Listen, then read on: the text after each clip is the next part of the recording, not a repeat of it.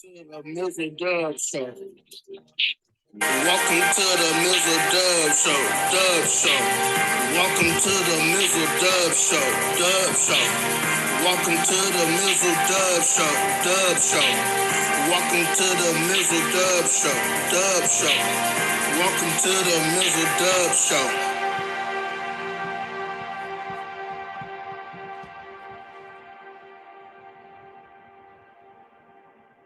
Greetings.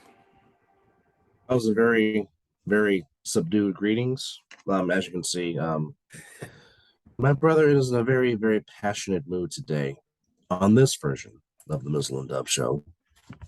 But we welcome you to the Mizzle Dub Show anyway.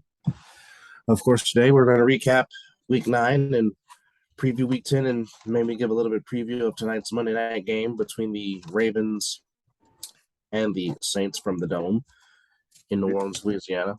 I think that might be a good one. But before we do all that, very quickly, we want to touch on a subject real quick. So Major League Baseball has its World Series champion, and maybe too much to the chagrin of the other fan bases and baseball fans, but particularly for us, as I said on a lengthy post on my Facebook page, first off, congrats to the Astros. They did not cheat this time, as opposed as they did in 2017. Yes, baseball. Dusty would not allow that. Yes, baseball dropped the ball on their punishment and whatnot, but in the record books, it counts as theirs. So technically, they won their second title, but they did this the right way. Yes. Anyhow, for Dusty Baker, and of course, us being Giants fans, Dusty's was ours first when it first came to him getting his first managerial job after being the hitting coach for so damn long. Yeah. But for him coming so close many times with the Giants, with the Cubs, with the Nationals, with the Reds. Yeah.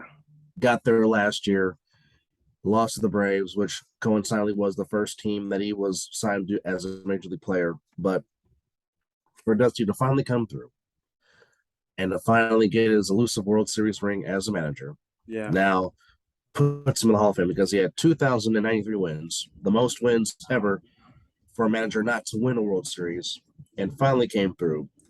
But in addition to that, the young kid, Jeremy Pena, the Astros shortstop, yes, who, let's be real, was filling in some hard shoes trying to replace Carlos Correa. Correct. Who left to go play for the Twins, who's now a free agent again. Probably going to command another big payday, which whoever decides to sign him. But for him to take over and then not only thrash the Yankees and be ALCS MVP, but to come through again and win the World Series MVP as a rookie. Yeah. Not many people can say that. But also, we also have to salute the Philadelphia Phillies because the Phillies story was simply amazing. Yeah. They were the last team to get into the playoffs. Yeah. At 87 wins. You beat the defending World Series champions Braves, who I had the Braves repeating because I just thought the Braves were a lot better than the team that won last year. They had still had a lot of firepower. Yeah. I mean, you lost Freddie Freeman, but you get your superstar in Ronald Acuna back, and I just thought the Braves had the chance to repeat, but the Phillies said, hold my cheesesteak. Yes. Yeah. And then comes the San Diego Fathers, which I thought was going to be a good series, and it was. And Bryce Harper had the at-bat of his life. Showed you why Philadelphia paid him that money. Yeah. His opposite field home run put the Phillies in the World Series. Yeah. I think the turning point was Game 4 when the Astros threw that combined no-hitter. Yeah. They felt something in that. I think it turned. I think it just turned around, and one thing that really is not talked about. Yes, Yordan Alvarez struggled after his 2 home runs against Seattle. Couldn't hit it, couldn't find it, and then Thompson decides to bring back in Alvarado to face him again. Which again, lefty matchup. I understand his logic and understand his thinking, but as the old cliche goes, the longer a series goes and you see the same pitcher in a series, eventually eventually, in most cases, the hitter is going to know he's going to throw, and eventually he's going to time one. Yeah. And he's going to make some contact. Yeah. And Yordan Alvarez hit a ball that normally does not go there in that particular ball, because hitting a ball to straightaway dead center field is very hard to hit out. Yeah, he didn't miss it. And I mean, he absolutely crushed the doggone thing. Oh, yeah. And the Astros never looked back. And it's a shame because Zach Wheeler was pitching very well in game six. Of course. Yeah. Yeah. Him and Valdez were going back and forth. There was a straight pitcher's duel. Yeah. Then the Phillies got there first with Schwarber's home run. But the Astros, I mean, people never quit. They don't quit. But like I said, Dusty was the right man, but I said he was also the only man for the job to manage the Astros, because anyone that knows Dusty is one of baseball's greatest ambassadors. Yes. Dusty is one of baseball's greatest gentlemen. Yes. I really don't know any particular person that does not like Dusty Baker. Any player that has ever played for him loves him. Yes, I know he kind of ruined the careers of Pryor and Wood, and I know he regrets that to this day. Yeah. But, I mean, even Barry Bonds came out and said, "I'm happy for you. Congratulations. Enjoy the moment," because I know he still feels, I mean, you know, we're still heartbroken about 2002 because that should have been his first. 5 outs away. But if there was any person, as a manager, as a coach, that deserved a ring, Dusty is certainly one of those guys. And like I said, we were rooting for Dusty because we wanted to get that ring. And like I said, whenever he decides to hang him up for good, he should be getting that call for Cooperstown, certainly as a manager. Because, I mean, definitely, I agree. He was a solid baseball player as well. But as far as a manager, Johnny B. Dusty Baker Jr. deserves to get that plaque in Cooperstown. So congratulations to Dusty. The Astros, their second title in 6 years, and the core is still intact with Altuve, Bregman, Pena, Yordan Alvarez, Gurriel. The Astros, as much as people may not like them, the Astros are not going away. They're not going away. Why not? And there's a reason why they've been in baseball's Final Four in the last 6 seasons. They're actually a damn good baseball team. They are when they're not cheating. That too. But that's the thing. They didn't even need that because the team is so damn talented. I agree. Totally agree. But alas, correct. How about some damn games we saw on Saturday? The back and forth between Alabama and LSU. And wait. And as I heard on the radio, I'm going to repeat what he said on Murphy Mac. And he said the cojones to go for it. To go for 2 in the win, yes. 2 for the win. And they nailed it. So, that's what I love about college football. I mean, I've probably said this many, many times on our shows when we discuss college football because we've seen tremendous games. But some of these kids are not playing to get to the NFL. Some of them are just playing for the pride of their university. And to go out there and see that and just put it all on the line like that, that's wonderful. And that's not even with college football. That's college basketball, any college sport. You know, they're out there putting their hearts on the line. So, well, as we always say, of course, if we were doing Pee Wee's Playhouse, the damn word of the day would be passion. But college football equals passion, the pop and circumstance, the bands, stadiums galore. I mean, heck, even Friday, the game between Washington and Oregon State, that was a barn burner. Yeah. Damn it, Cal almost completed the comeback against USC. They just fell 6 points short. But that was a damn good game. And for most of the day, Northwestern was giving number 2 Ohio State fits before eventually Ohio State pulled away. I mean, North Carolina, Virginia was a damn good game. And TCU, your Georgia Bulldogs said, "Hold my beer. We should be number 1," and proved why they should be number 1. So kudos to that. I don't know if I can say my Bulldogs defense this year was better than last year's defense because last year's defense was freaking special. Yeah. But this defense, I tell you, is truly amazing. And Sparty with the upset in Champaign, beating the 16th ranked Illini.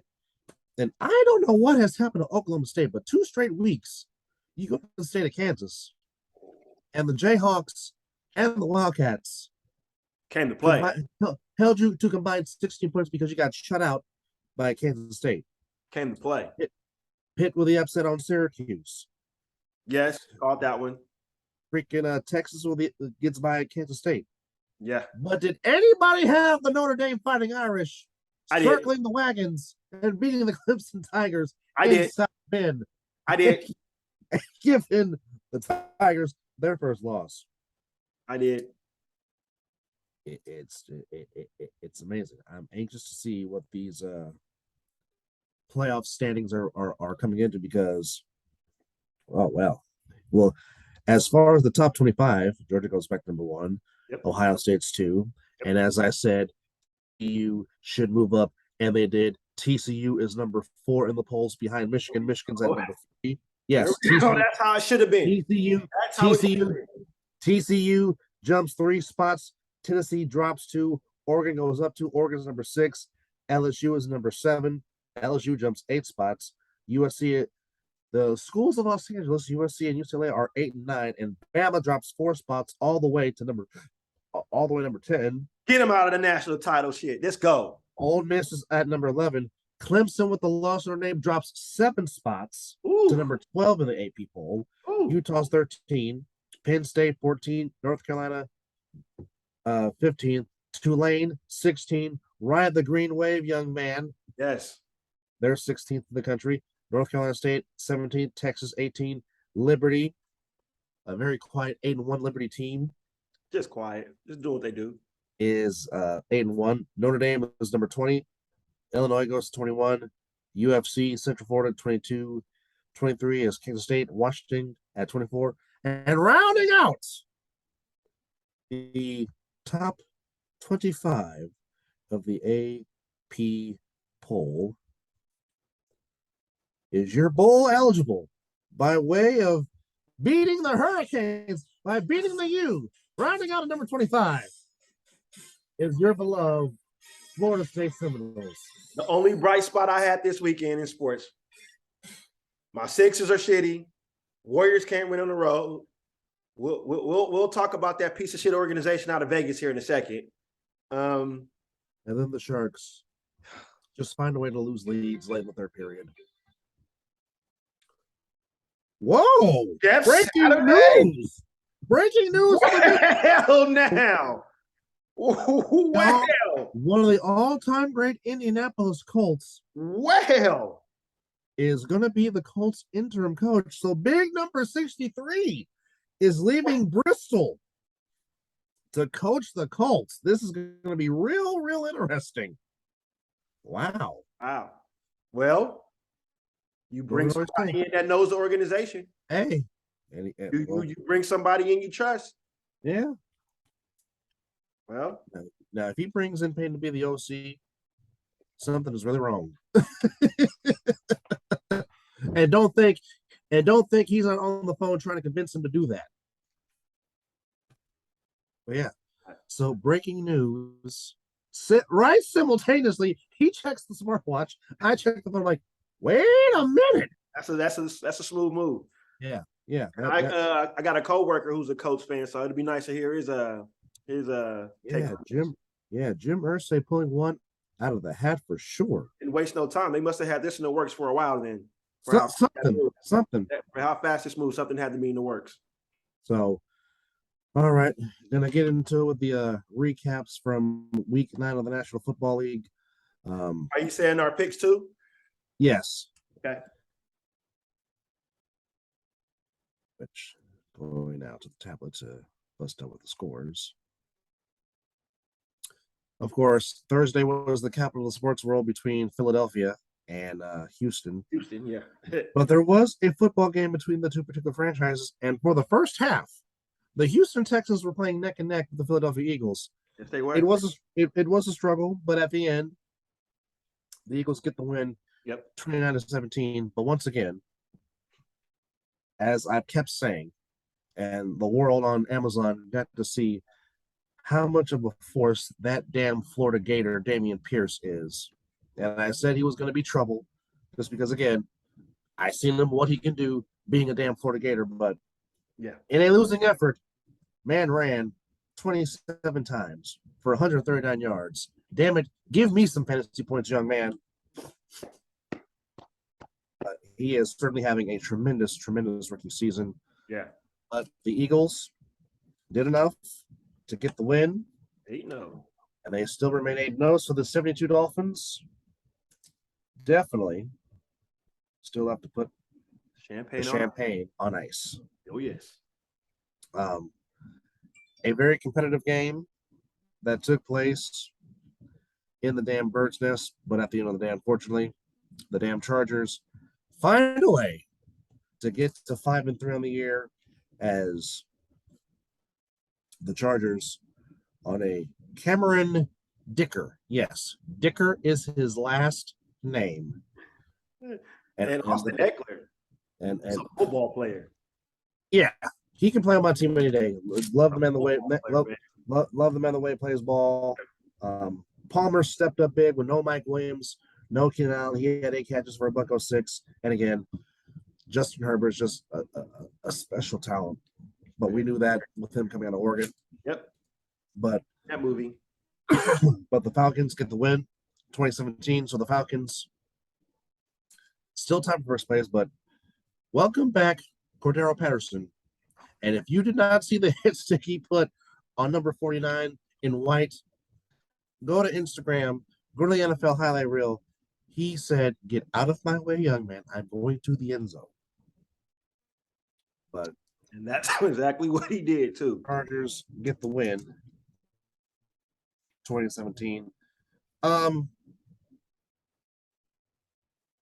don't think if you and I was expecting maybe the best game of the day was between the Dolphins and the Bears, but there was a lot of points put up in that game.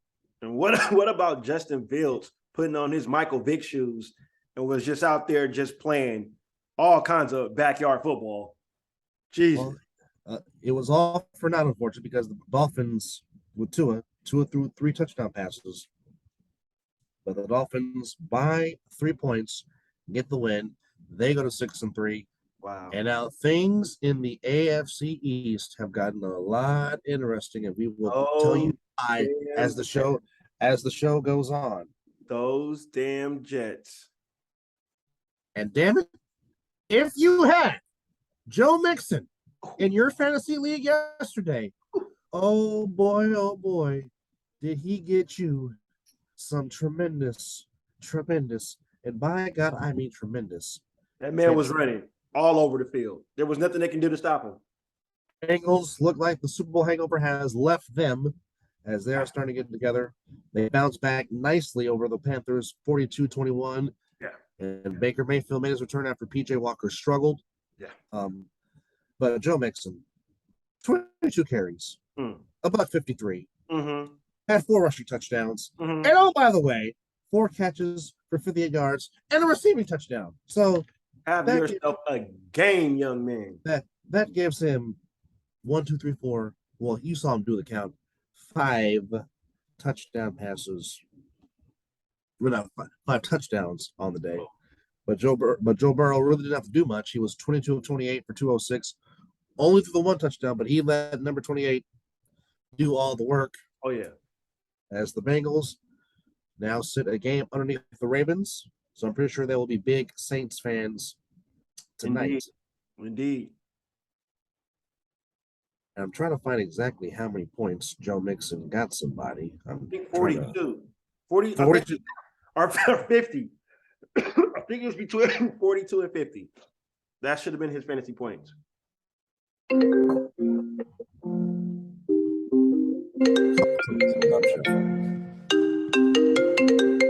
Anything can happen on live TV. Hello. Always say. Hey.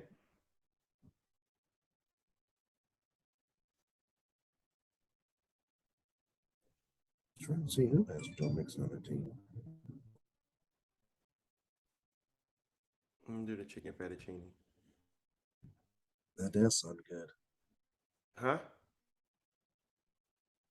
Cheesecake. Oh, cheesecake. All right, so excuse that. All I heard was fettuccine alfredo. Oh, that sounds delicious. Excuse me, Christmas party meal. Oh, lovely. I guess with COVID being somewhat handled per se, Kaiser's opening back doing Christmas parties. Okay, well, I'll just say this. Joe Burrow in one league gave someone 55 points yesterday. Was it Joe Burrow gave somebody 55 or was it Mixon? Mixon 55. Woo. Woo. I knew it was somewhere between 40 and the 50s. Yeah, 55. Wow. I wish I would have had him. I think I had an opportunity to draft him too and just dropped the ball on it. Well,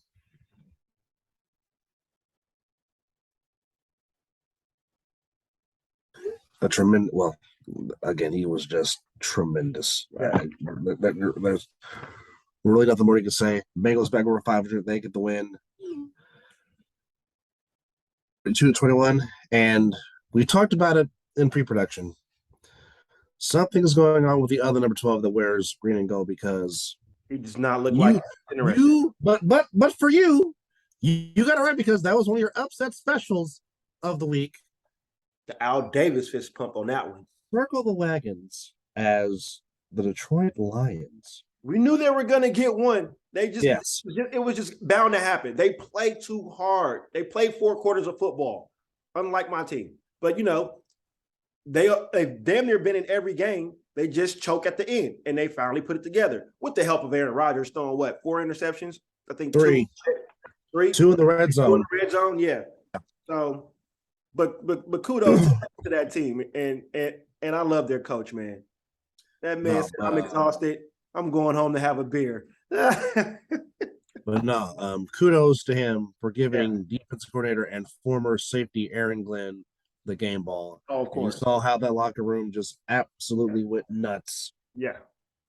But I mean, Mr. Williams, Jamal Williams just continues to run hard. Ran for 83 yards yesterday. I did not know he went to BYU. Really? Yeah, he's a Cougar. Well, did not know that, but Goff did enough. But it was the defense. How about that rookie out of Michigan? Mr. Hutchinson.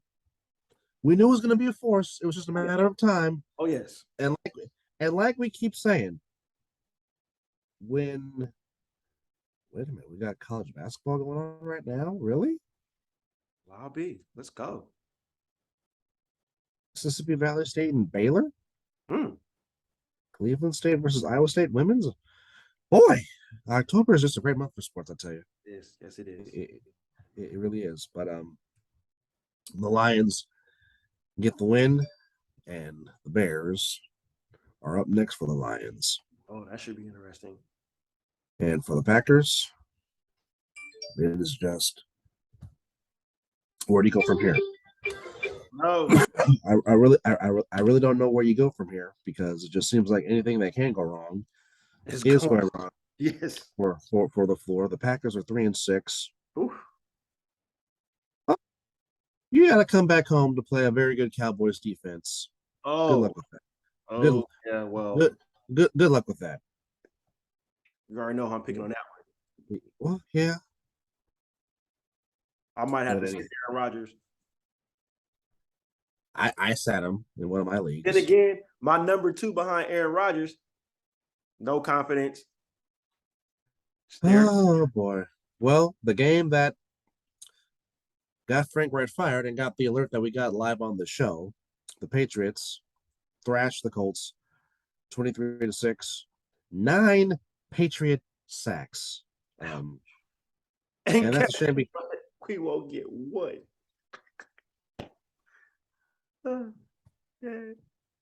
But I mean, the Patriots go to 5-4. They get the win. Nothing spectacular. They just continue to be the Colts' daddy over the years. You really can't blame Sam Miller. I mean, the Colts' strength for the longest time was the offensive line, and now that's starting to leak. That's starting to leak holes again. Mm-hmm. And now it's Jeff Saturday's responsibility to try and get this team right. Colts are 3-5-1. Patriots 5-4.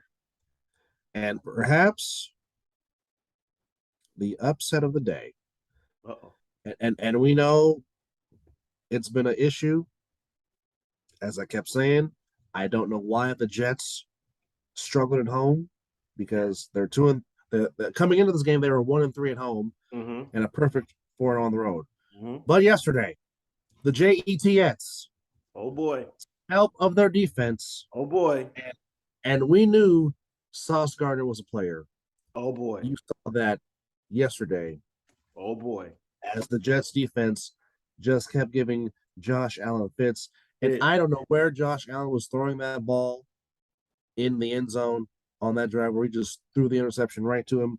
But again, the key for the Jets, and even though they lost who I thought would have been the offensive rookie of the year in Breece Hall, but the Jets continue to focus on the run and not let Zach Wilson sling it 50 times. Zach Wilson was actually efficient yesterday. He was 18-25, only threw for 154, but the key, he did not throw an interception. Yep. But the Jets with the run game, Michael Carter, who people seem to forget about from North Carolina. Excuse me. He was solid. James Robinson, he's only going to get better learning this offense with the Jets. And with that two-headed monster, look out. Yeah. But at the end of the day, it was about the Jets defense and getting it done. The Jets had 1, 2, 3, 4. They had 5 sacks on Josh Allen yesterday. Well, like I said, the NFC East has gotten a whole lot interesting right now. It's nice over there. It's real nice. Because of percentage points and one less loss, the Bills remain in first place. But now, the AFC East now is the only division of football that has every team over 500. Wow. So last week, not surprised about what the Jets are doing. Easy just to see that it was getting there. So now they got the pieces. Just build on it. Well, Jets are 6-3, Dolphins are 6-3, but the Jets right now hold the tiebreaker because they beat the Dolphins head-to-head. Yep. And like I said, technically, if we're talking just division record, the Jets have the division record because the Bills are 0-2 in the division. They lost to the Jets and the Dolphins. So if we're just talking straight up division-wise, Buffalo's on the outside looking in. Jets are in first place. Yeah. But because of one less loss, it still goes to the Bills. But again, we kept saying Salah's going to get it right. He's going to get this team right. And now you are seeing it with the Jets being 6-3, even though we both took the L because we both picked the Bills. But it happens. And I said this yesterday, and I'm sticking with it. The Minnesota Vikings have got to be the quietest 7-1 team They're not getting no recognition. Not enough. And you know what? I think they like it that way. I really do. Yeah. And Kirk Cousins is just playing unbelievable football. And I mean, they're not getting enough talked about. And it's ridiculous. No, they're just running away with this division right now. They are.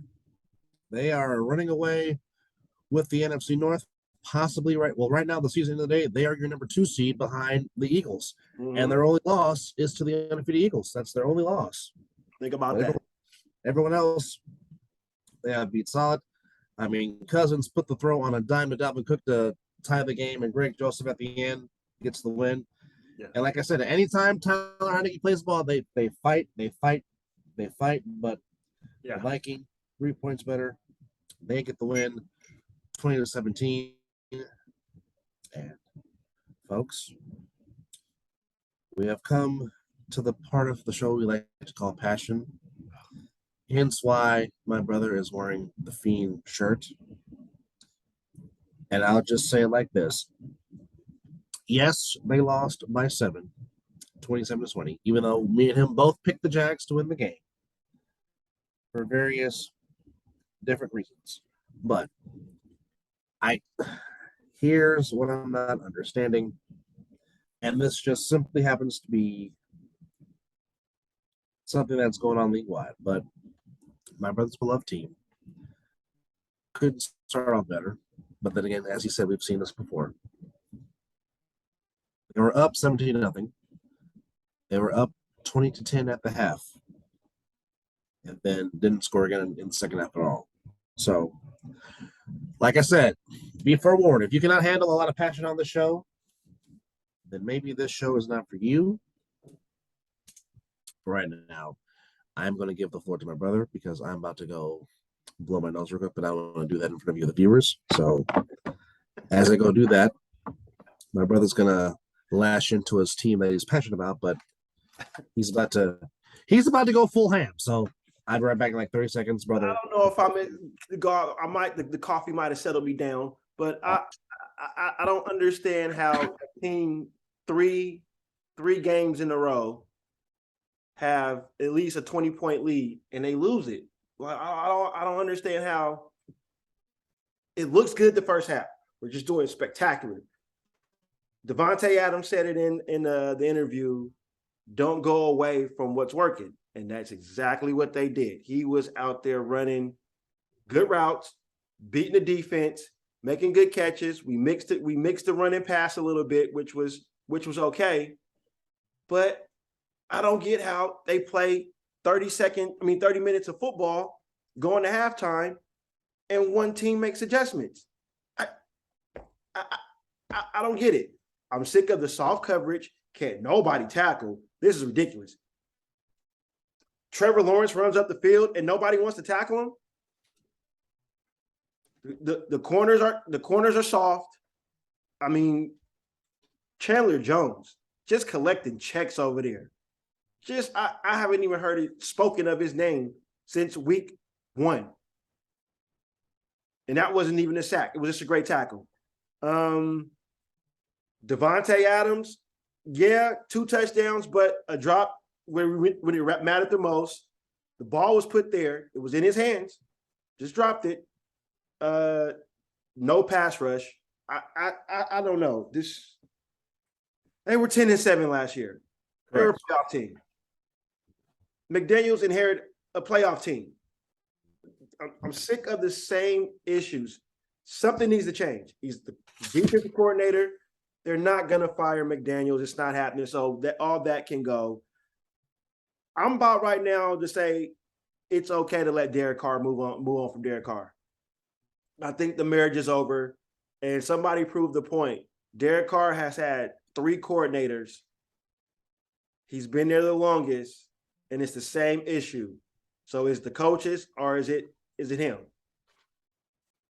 And looking at film, he missed his reads. I mean, Mac Hollins was open. The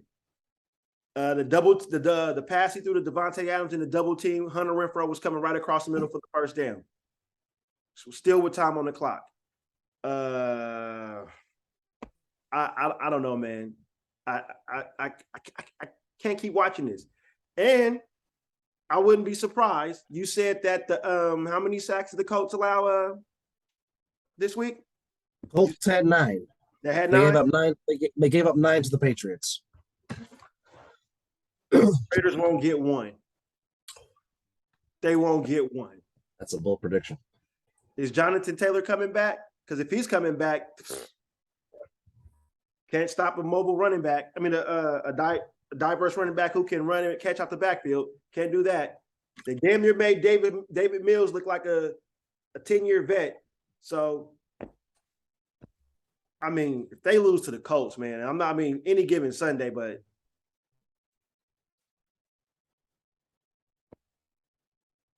I just got I got no words for him no more. I can't defend Carr. Darren Waller's not. Well, as of today, according to the injury report, Jonathan Taylor's still out. Okay. All right. Well, they won't even touch the quarterback Sunday. I have a better idea. How about we bench Derek Carr the first half and then bring them out in the second half, and then maybe something to work. But so you're saying start Jared Stidham on Sunday? Fuck it. We can't get any worse. It can't. Wow. Where else?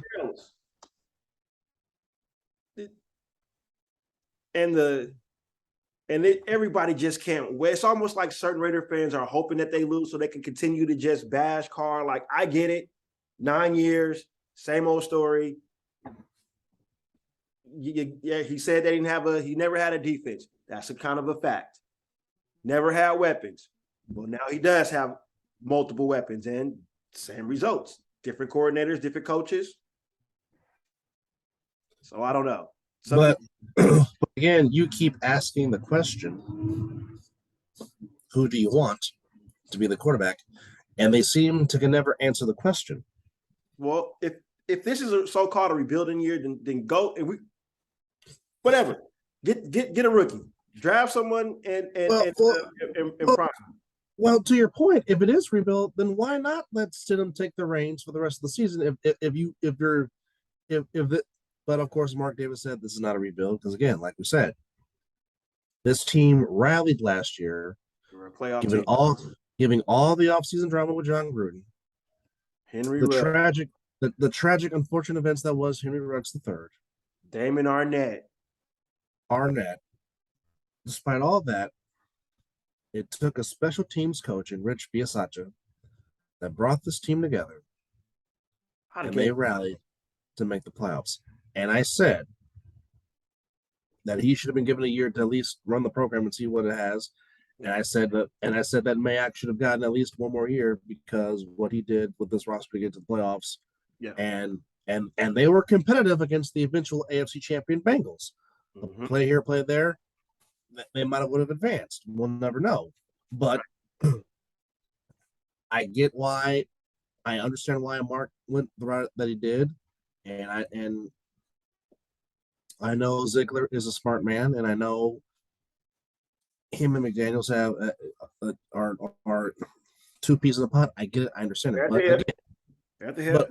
But again, I'm just on the outside looking in because, again, I'm not a fan, but you know how much respect I have for your organization. You know how much I love Mark's father, Al. I think the world of Al Davis and what he's contributed to football with, creating diversity with this organization, which is why, I mean, people always want to mess about the organization, but you have to understand what Al Davis has done for people.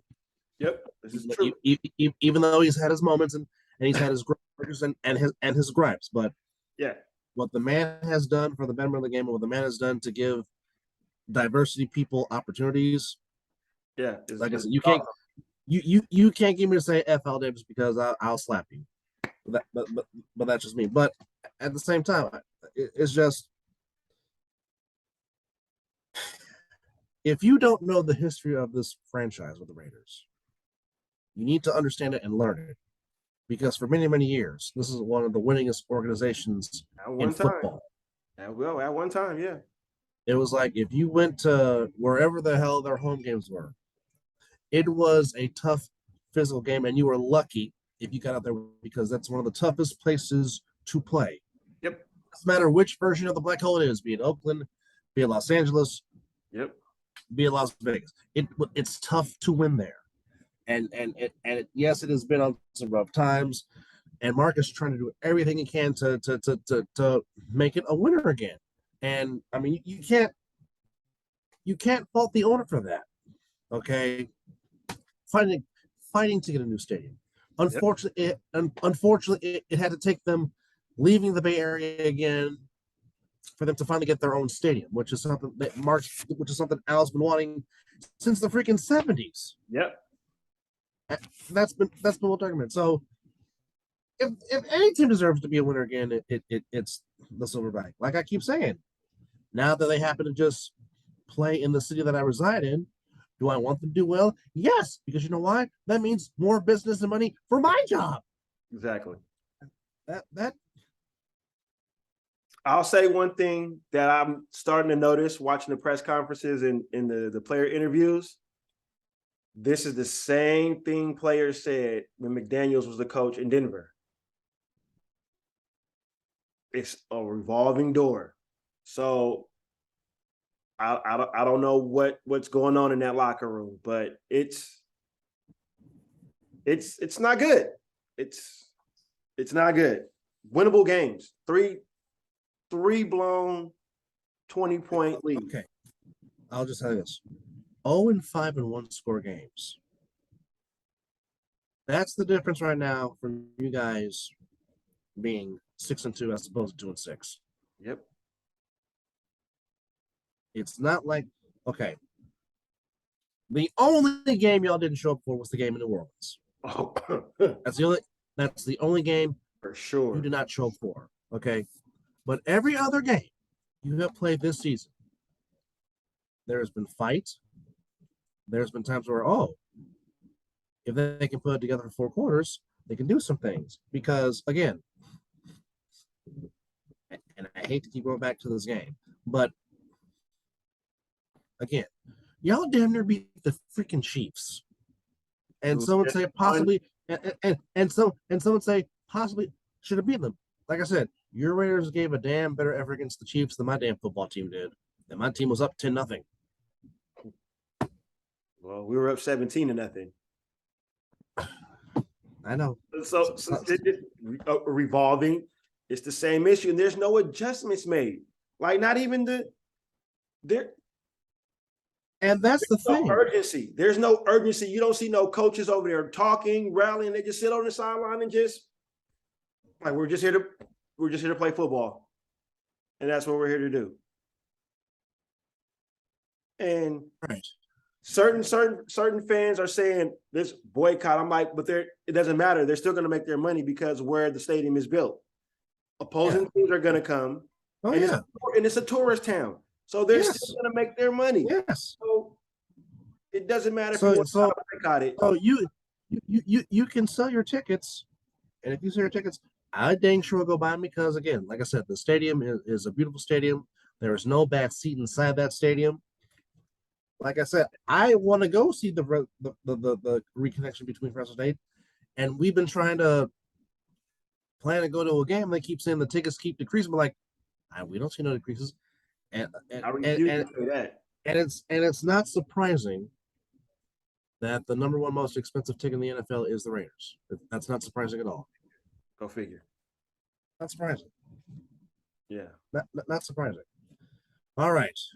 Trying to move on to try to get my partner out of a somber mood. The Seattle Seahawks. And maybe we owe Pete and maybe we owe Pete Carroll an apology, even though I said what I said yesterday. Kudos to Pete Carroll, but that you will never be off the hook for the dumbest play call in Super Bowl history. That will stick with you forever. But as far as this season goes, ever he is selling in that Seattle locker room. Yes. It is working. Yep. They are 6-3. And Geno Smith, I just said, if he has a Geno Smith continues to find the holy water. Yep. But that monster from Michigan State by the name of Kenneth Walker III. Boy, oh boy. That young man just continues to be a force. Yeah. And it's unfortunate because, again, I love Rashad Penny. I've loved him since San Diego State. Yes. I wanted him to get shot. It is unfortunate he got hurt. Now he might be out of a job because Kenneth Walker III said, young man is showing that he wants it. He wants it. And the throw he put to DK Metcalf in the back of the end zone and the feet work by DK Metcalf. And again, I posted it on my Snapchat. I said, this is what happens when you drop an interception. Every time you drop an interception, what happens? It costs you. Costs you. The other team normally scores. And what happened? DK Metcalf was in the back of the end zone. Geno threw it on a rope. DK caught the ball, and the feet worked in the back of the end zone. Great game. Just great game. Just great. And I mean the Cardinals led. The pick six gave them the lead. Mm-hmm. But Seattle was too tough in the fourth quarter. And the Seahawks, the 12th man, doing some things, extending their lead to a game and a half over my team in the NFC West. I think you win the division. I still think you guys win the division. But I still think Seattle might fight for a playoff spot. Oh, of course. Yeah, I believe they'll get in. They'll definitely get in. Well, the Giants are playing tremendous football as well. So it's just but they have the tiebreaker with the head-to-head win over the Giants. So if it comes down to a tie, the Seahawks have the tiebreaker of the head-to-head by beating the Giants. That is right. That was last week. That's right. See, the NFC got some good work going on right now. Yes, they do. I mean, the whole. Well, but I mean, the last few years, the whole NFC as a whole has been wide open. Literally, anybody from the NFC could possibly go. So if you're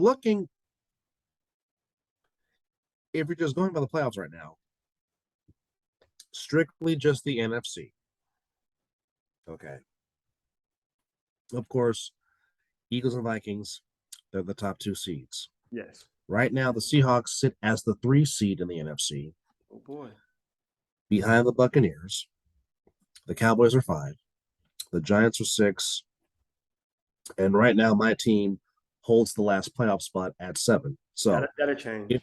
If the season was to end today, of course, Eagles have the bye all the way through the playoffs if they get to the Super Bowl. And home field, correct? and it'll be at home at the Link, and that means you get a whole lot of Philadelphia fiery passion. Oh, you damn right.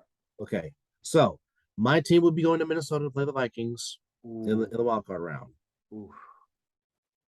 The Giants will get a rematch against the Seahawks in the 12th man. That'll be a good one.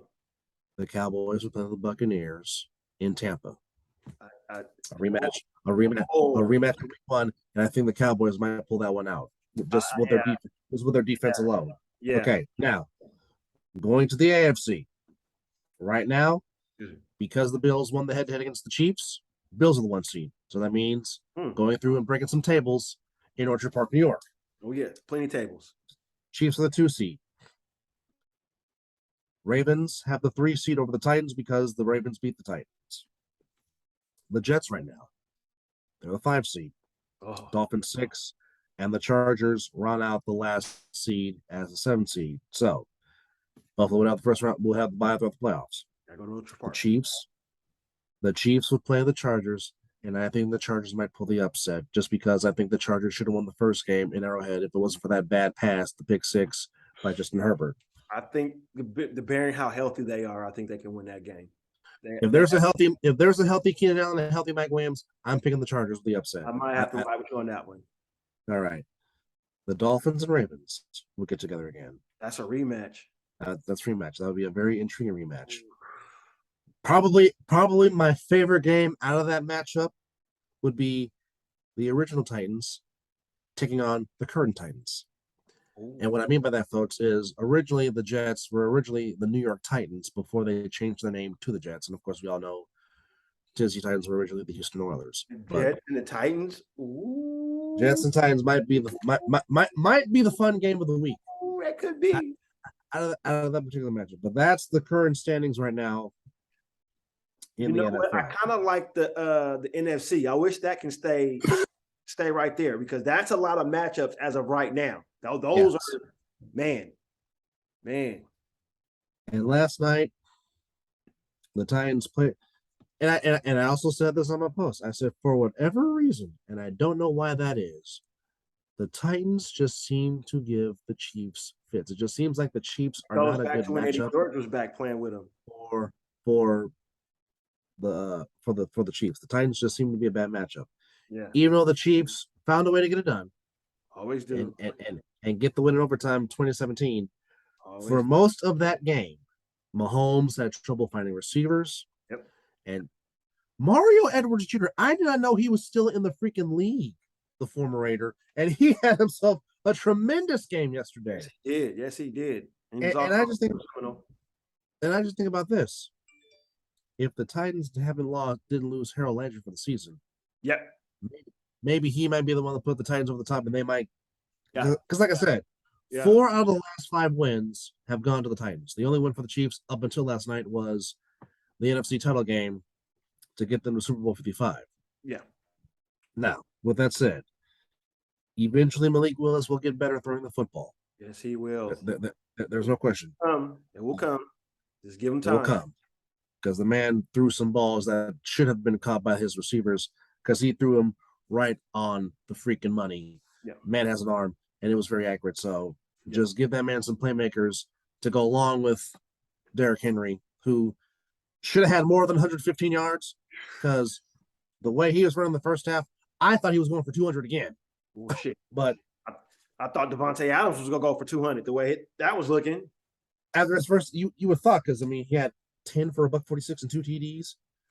And but the first TD, I mean, that was just all hands. My God, I mean, Carr put that right on the freaking money, and Devontae just used nothing but hands. Yeah, easy. So it comes to tonight. So as we stand right now, we are identical in the loss column. We each have 16 losses, but I got you 2 up in the win column. So yes, the Lions win did help you. You took the Cardinals. I took the Seahawks. That helped me. Good call. You took the Bucks. I took the Rams. Oh, here we go. So we evened out. Yeah. So you're 24-16. I'm 26-16. So, and we both picked the Rams tonight. Speaking of the Rams, like I said, I literally took a nap during this football game because that's how boring this game was. And I normally don't take naps during football games because, again, like this is the time of year me and my brother live to do these shows because footballs are peak season. But I was not deeply moved at all by the Rams and the Buccaneers. I just was not. Oh, man. And I'm thinking when Cooper Kupp is going down the sideline on that long touchdown pass, and I'm thinking, are the Rams going to do this to the Buccaneers again? Because for 59 minutes and 51 seconds, the Buccaneers played shitty. Oh yes. And I do mean shitty football. Yes. But despite all the crap he's gone through with Giselle, with I want you home, Tom Brady's like, no, I want to play. Despite all that, he's undefeated too. Undefeated since the divorce. The damn son bitch. Decides to have a throwback moment and says, you know what? I'm not going to lose. I'm not going to lose 4 in a row as a starter. Yes. And finds a way to just find the end zone and finds Kate Otten for the touchdown. And the Buccaneers only lead for 9 seconds of the freaking game, but it was enough. Wow. Well, and the Super they can do it in 13. And the Rams just continue to have the Super Bowl hangover.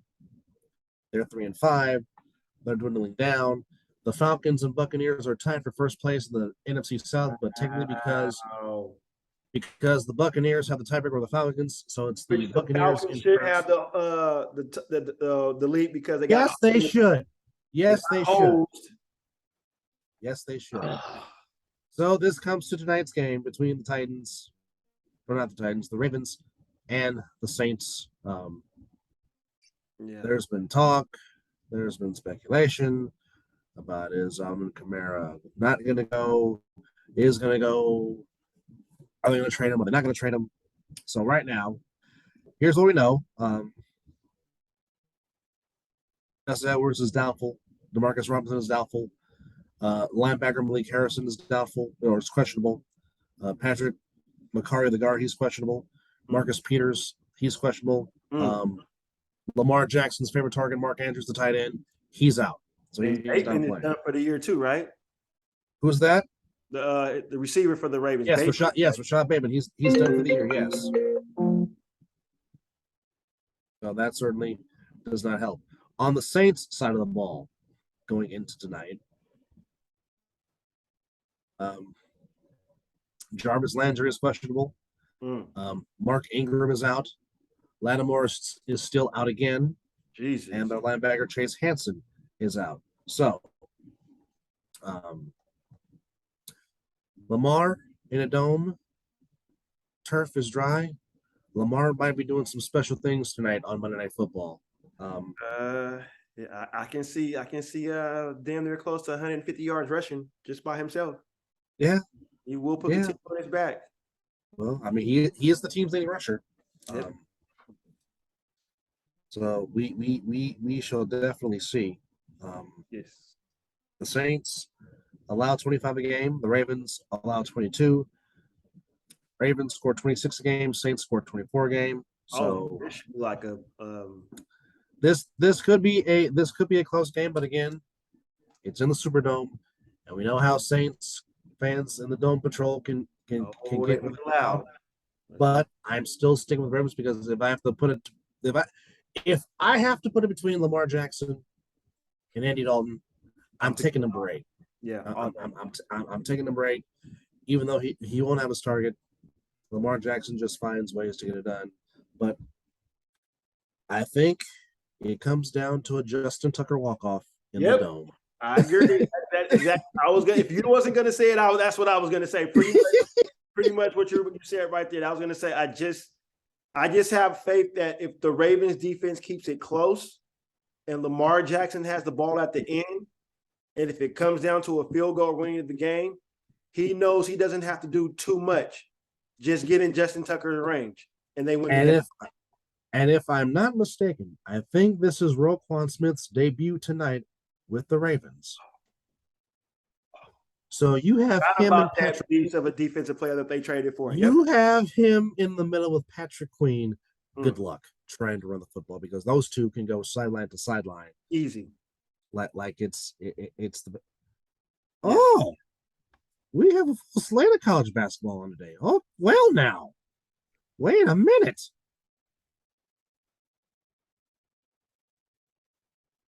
Yes, we do. Well, now, ooh, okay. Yeah, there's a. All right. Are we kicking already? Your Tar Heels play at 6:00 today on the ACC network. Oh, I'll be tuning in. And we're Coming in number as one with the number one preseason in the poll. Yes, you are. And you know what happens damn near in Tar Heel history when we lose a title game the next year. Everybody comes back the next year. We pretty much win it. So the credit card will be ready. Sacramento State is going to Westwood to play the UCLA Bruins. Ooh. And wait a minute, can we talk about, before we continue to wrap it up, the Sacramento State football team? The Hornets, yes. Undefeated, man. Look out there playing football. Give them some love. It's about the only thing I like about Sacramento.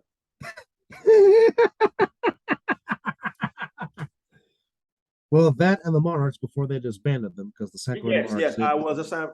Yes, I did like the Monarchs. Too bad I couldn't watch the game before they shut them down. Yeah, that sucked. Yeah. Wait a minute. I mean, so UOP is playing Stanford today at 11:00 in basketball. Oh, okay. On the farm at Maples Pavilion. Here we go. Let's get it started here. Well, heck, when do my Rebels make their season debut? I just might go watch the Rebels play tonight. Why not? Right? Yeah, they're playing Southern. Okay. They're playing Southern. You know what? I just might go to the MAC tonight. Why not? Why not? Why freaking not? Nice. Yeah. College basketball is back in the house. My goodness. Bring it on. I'm ready. Ooh, Georgia Southern going to San Jose State. Interesting. Hey. Well, speaking of San Jose State football, real quick, I just want to touch on the Spartans real quick. The tremendous tribute that they had for the young man that lost his life. Yeah. If I can, I'm trying to get his name up real quick. As they rallied to beat Colorado State. San Jose State is a very quiet 6-2, by the way, folks. In case you didn't know. Yeah. Sparty is this is Sparta yet again. Family members that are alma maters that went to San Jose State and played football. I have a friend of mine that's also a Spartan, so yes. But the game that they beat Nevada in, as they honored their late teammate, as I'm trying to get his name. Come on, where is it?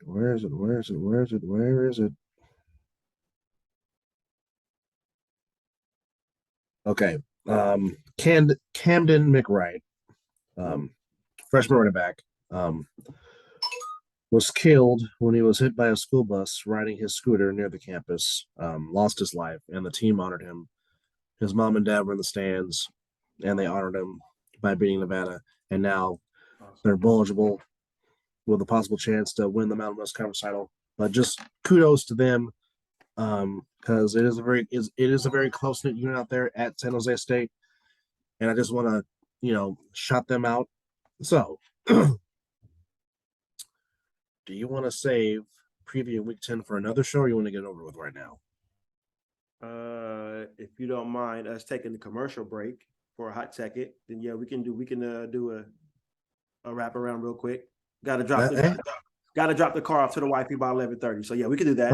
Okay, well, we will call this part one. We will call this part one for now. Yeah, be right back. As we previewed, or we went over and recapped Week 9, and then we previewed the Monday Night Football game for that between the Ravens and the Saints. Which, as we go back, I said, to which tonight's game is the Ravens getting -1.5 for those that are wanting to place their bets. So, news of the morning so far: the Colts fire Frank Wright as their head coach, and the Colts legend Jeff Saturday has been named the interim head coach. So we shall see what happens as the Colts will make their way to Las Vegas to take on the Raiders on Sunday at Allegiant Stadium. So we'll see how that goes. Giants cornerback McKinney injures his hand in an ATV accident. Good grief. Ouch. Yeah. At least he didn't pull the John Pierre Paul with now his hand looking like the penguin, which I don't understand why, but The Carolina Panthers fired 2 more assistant coaches. Oh, wow. As they are clearly cleaning house. So there's a lot of new stuff going on in Carolina. So we shall see what happens with Sean McVay. Will he make changes to the offense? We don't know yet. But as we say so long for now, we will come back to preview Week 10 and give you our predictions for Week 10. So, as it stands, you didn't want to run it right now? Well, we could real quickly. Yeah. What do we? We can do a flash real quick. I got a little bit of time. Preview Week 10. So let's go ahead and run it. Thursday night, we have the Falcons and Panthers on Thursday night. Falcons. The alma mater will get the win. Yeah, definitely taking the Falcons. The only question I have is, will Baker Mayfield make the start on Thursday night? That's the only question I have. Most likely. Is this a London game? We do have a in Munich, right? Oh, yes, Germany. Yes. In Munich. Munich, Germany. Mm-hmm.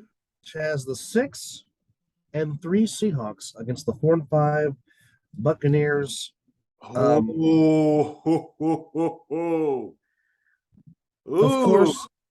course, the 49er in me really wants the Buccaneers to win. I need the Buccaneers to win, but I'm going with the Seahawks. I'm about to take a drink right now. Uh-oh. Go ahead. Clear it out. Go ahead. I've been there many times.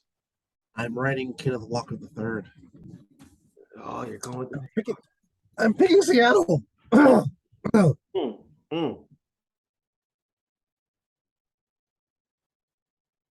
Ouch. The pain. Well, I just don't. I don't trust what I'm seeing with the Buccaneers. I just don't. I like that. I like the Seahawks defense a little bit. They're quietly doing. They're doing a good job. They're keeping it close for Gino. And I like Kenneth Walker III. Yeah, I just do. yeah. You've been preaching. Now this matchup here, if it wasn't for my team playing on Sunday night, this should be the Sunday night game right here. Um, the Vikings at the Bills, which possibly could be a Ooh, Super baby. Bowl 57 preview, which Ooh. to which I'm sure it will be the national game of the day for Fox. Ooh. Skull versus Bills Mafia. Ooh. Boy, this is Ooh. a tough one to call because you got the Vikings at 7-1. The Where's Bills. located? Where's this game at? It's in Orchard Park. So like I said, there's going to be a whole lot of table breaking in Bills Mafia. I'm going Josh Allen. I think the Vikings need this loss. You know, nobody ever wants to lose, but you know, sometime in the season, it's just that one loss to bring you like, okay, back to reality. Yes. We've been here. Now we feel that, and let's not get that again. Let's run it. You know what I'm saying? But I just think that the Bills are get it together. It's gonna be a close game. Don't get me wrong. I think Dalvin Cook is gonna have a good game. I think just Jefferson to have a good game. I think both. There will be no defense in this game, but I think somebody will make a stop. And Stephon Diggs will torch his former team today. I think that's where I'm gonna lead with. But it's so hard to go against the Vikings right now because they're, like we said, it is. But they've been playing tremendous football. But I think this is a get right game for the Bills to be back at home. Exactly. So I'm gonna say Buffalo in a very, very, very, very, very, very, very close game. But now this next game right here, always say though, I would not be shocked if Kirk Cousins has the ball. Yes. Last. And he pulls another. And he pulls another. You like that? Exactly. You like that? Exactly. Yeah. So, but I'm still riding with the Bills because I like you said, I believe this is a get right game for sure. This game right here is very intriguing just because I really think it could be the game of the day. But the Lions head to Soldier Field to take on the Bears. Lions coming off that huge win. Justin Fields having the game of his life. As much as I went against the Lions last week, I'm not doing it again this week. I'm taking the Lions to get 2 in a row. I'm taking the Lions to get 2 in a row. I like Detroit. I'm about to hit you with a Lee Corso. Huh? Are you taking the Bears? My friend, I'm riding Justin Fields. I think him and Claypool have another week with each other, and that gives him a little more arsenal to his game. Here's what I liked. When Claypool got there, one of his team, one of his, I think it was Komet, his Notre Dame teammate, went to go pick him up. Mm-hmm. One of those two guys. Anyways, contacted Justin Fields. Immediately, they went to go practice in routes that day. Yeah.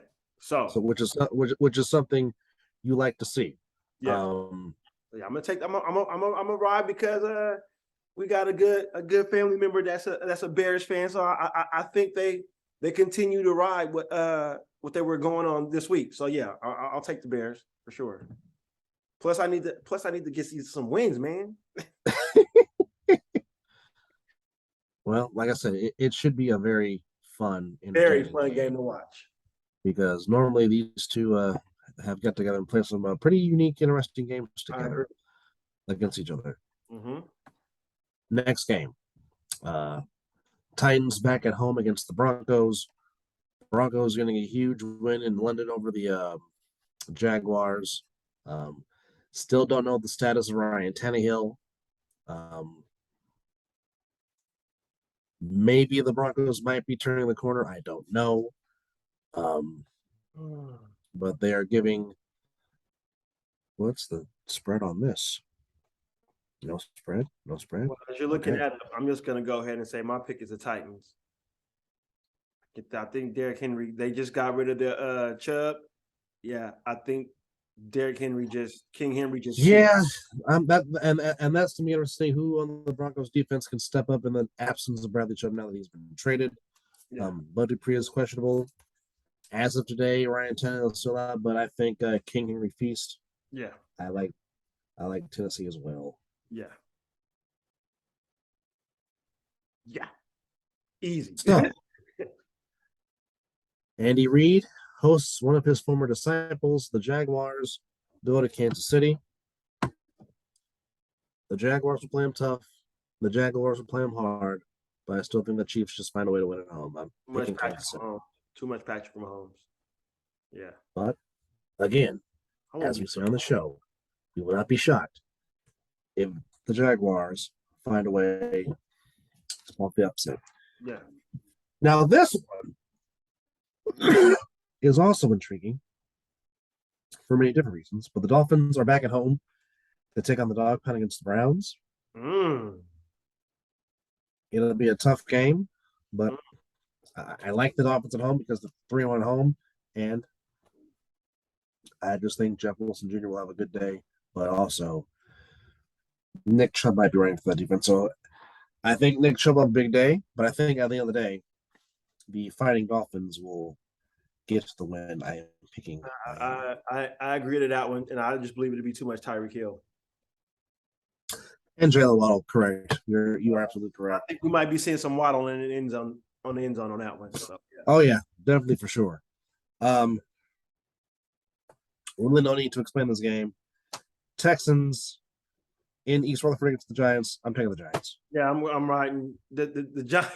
Whatever that coach is saying and got them guys listening, they're rolling. So yeah, Giants easy. The Saints at the Steelers. Damn. Depending on how the Monday night game outcome comes, I don't know. But I'm just gonna say this. I think this is the week that Kenny Pickett gets his first win as Steelers quarterback. I'm tired of the disrespect that Mike Tomlin is getting. I'm going to gamble on Tomlin. Like I said, I think this is the week Steelers get Kenny Pickett his first win as quarterback. I'm taking the Steel Curtain.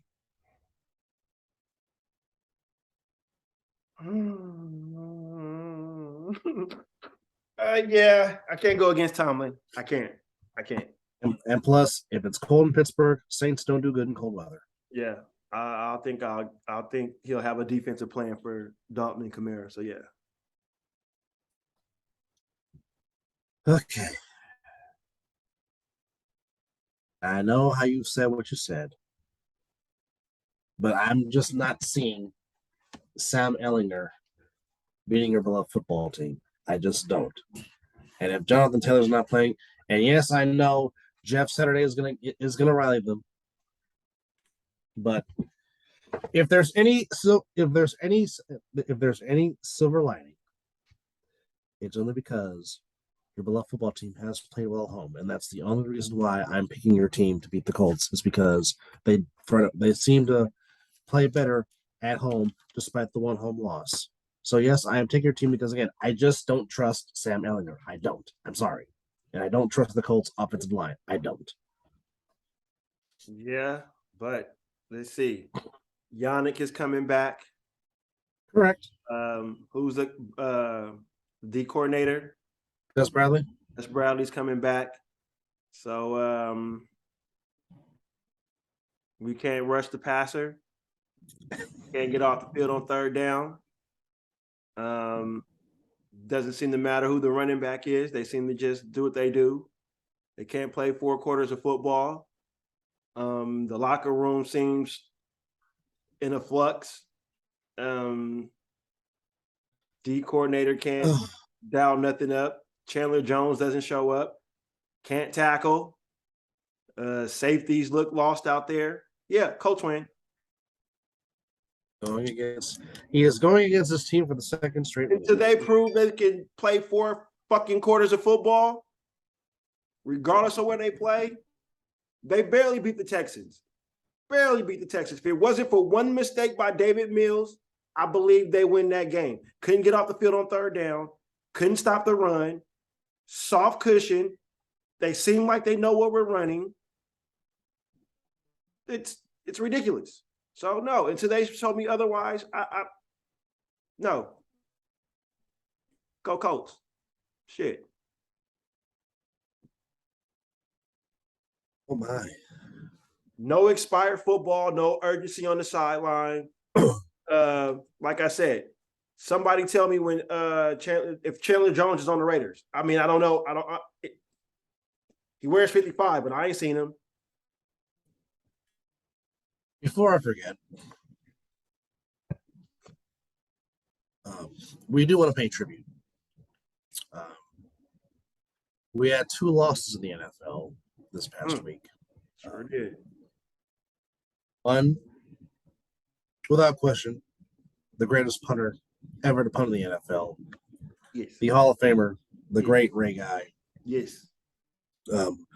Who finally got his recognition, and glad he was alive to get his recognition. You Hall of Fame to get the gold jacket.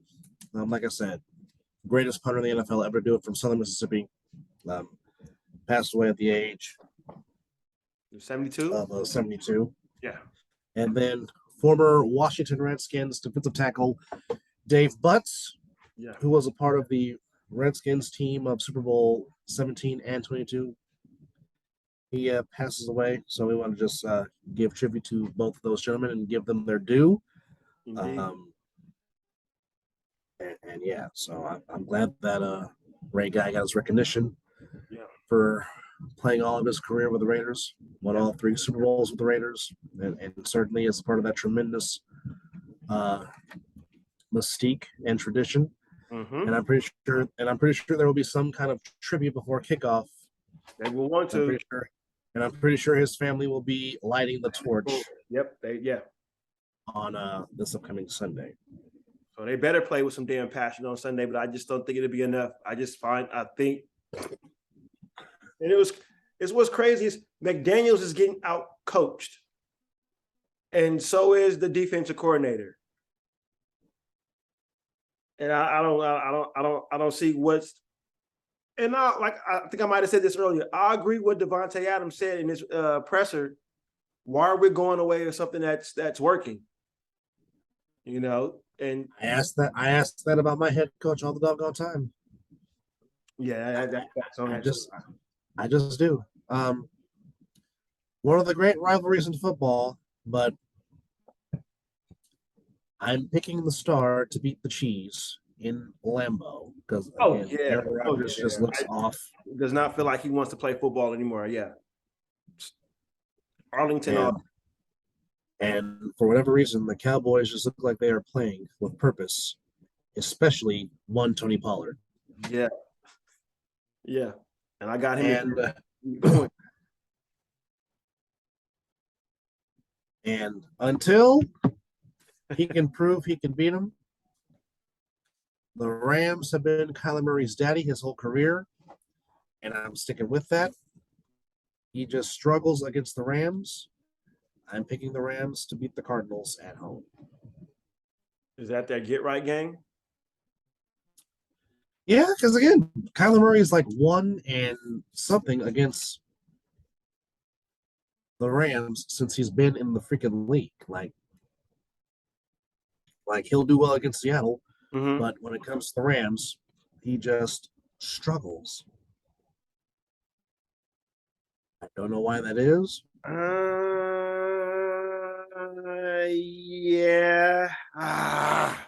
I want to pick the Cardinals for another upset, but I think I got too many of those on the books already. So yeah, I think I'll go with the Rams on this one. I can just pull up history here. I think Aaron Donald just gets to the he'll cause too much havoc in the middle and put a lot of pressure on Now when did Kyler Murray come into the NFL? I want to say 2019. Third or fourth year? Because his rookie deal was up. I'm trying to see his first year. Yes. So since he came to the Cardinals in 2019, Kyler Murray is. Let's look. He's 1 and let's see here. 2. 3, 4, 5, 6, 7. He is 1-7 against the Rams. 1-8 if you include last season's playoff game. So, like I said, the Rams have been Kyler Murray's daddy since he has gotten into the league. Okay, yeah. So yeah. Till otherwise, then yeah. Yeah. Argument here. All right. And my partner may have to take a drink right now. Are you playing once again, my beloved, we are playing the Chargers on Sunday night in Santa Clara. But yes, it is Inglewood versus Santa Clara. It's the AFC team instead. Every time I have been like, yay, yay, yay, do your job. You picked them against the Rams, and they came through against the Rams the last time they played. Well, yeah, but I picked you guys to beat the Chiefs, and what happened? I know, up 10-0. Couldn't do crap after that interception. I get it. Is this in Santa Clara or in Inglewood? Santa Clara.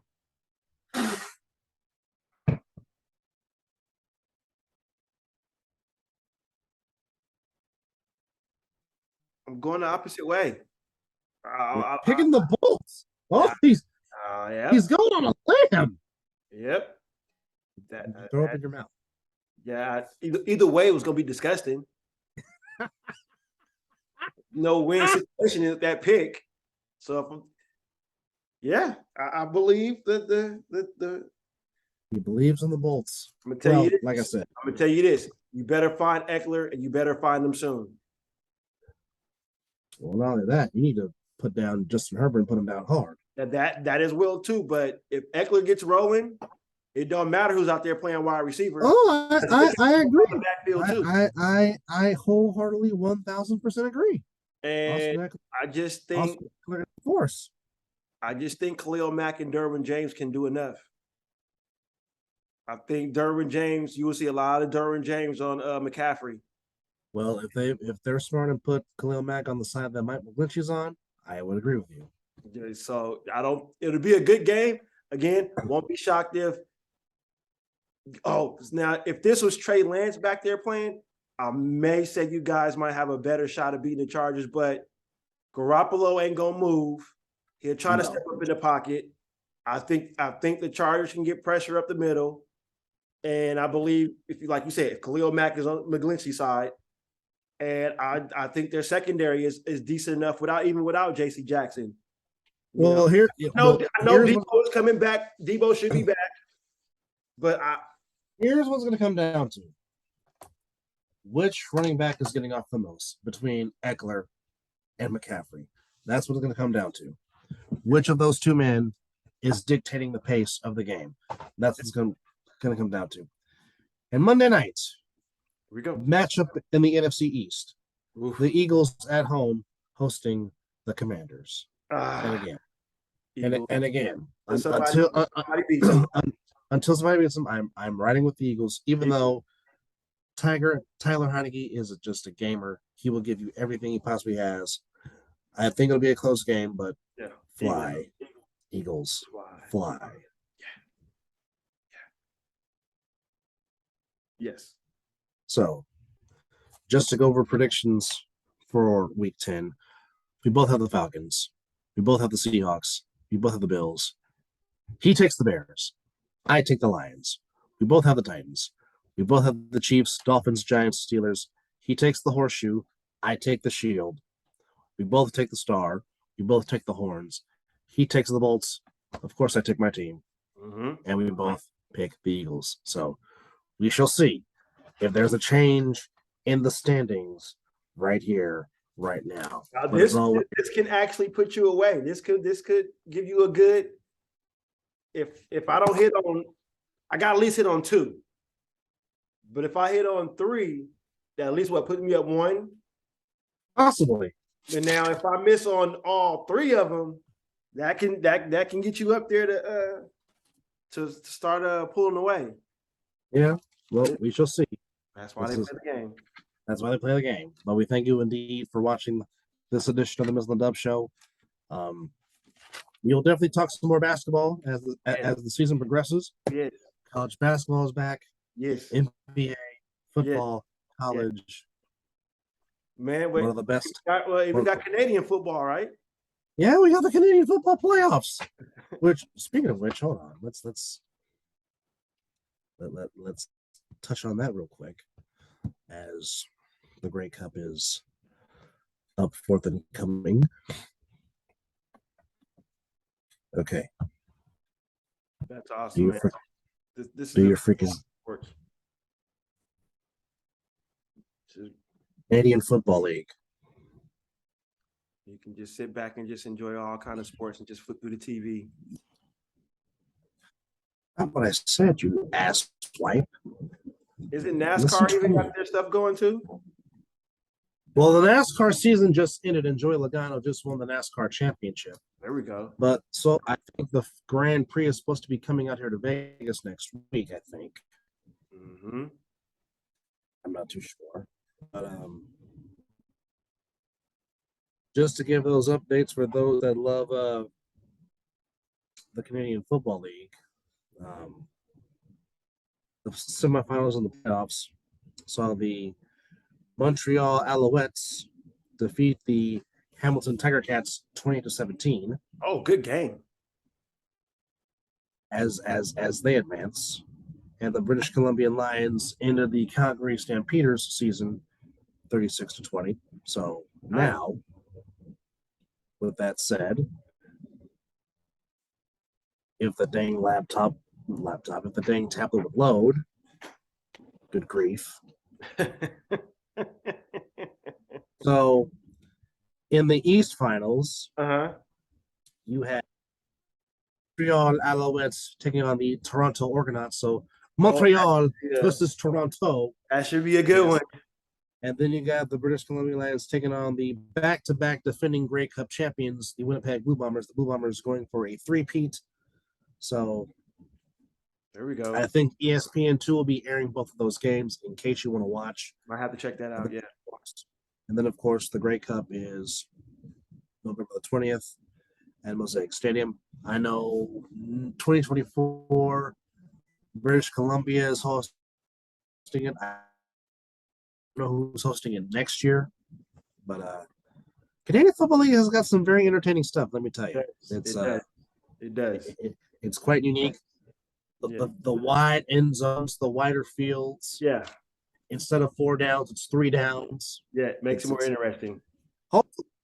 Hopefully one day, if I ever am fortunate to get to Canada, I actually want to check out a CFL game live in person. Indeed. Of course, not when it's cold, because it gets cold as fucking Canada. Can't do it. No. The summer months, yeah. But when it's cold, can't do it. Nope. Can't do it. I don't think I have a big enough jacket for it. No. But kudos to them, because they literally will sit out there in the crowd. Yeah. With their Canadian beer and enjoy themselves. They can have But yes, they can definitely have it. But yeah. Toronto, Montreal, British Columbia, Winnipeg, your final 4 in the Canadian Football League. And that's that. So, with that said, as my partner has to do his husband duties, we thank you for watching this edition of the Mizzle Dub Show. Again, go to our YouTube page, search Mizzle and Dub. You'll find us there. And of course, our archives of all of our shows that we've done. Again, if you have any subject you want us to talk about, or if you want to be a guest on the show, again, type in the comment box. We will have some more guests coming on very, very soon. Yes. In the meantime, he's Mizzle. I'm Dub. We thank you for watching. And as always, damn it, it is 12 o'clock. Somewhere. Some damn where. Yes, sir. All right, partner.